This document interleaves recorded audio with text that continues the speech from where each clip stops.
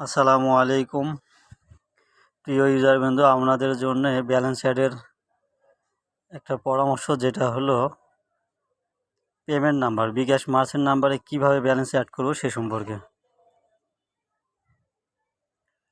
বিকাশ merchant number থাকলে ওখানে নাম্বারটা কপি করতে হবে, যেটা আমি দেখাচ্ছি আপনাদের।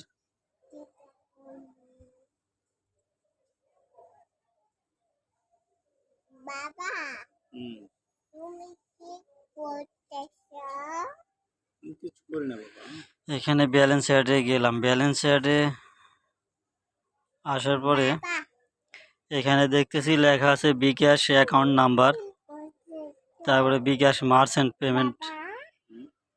পেমেন্ট করবেন। তাহলে এখান থেকে নাম্বারটা কপি করে নিয়ে আমাদের পেমেন্ট করতে হবে।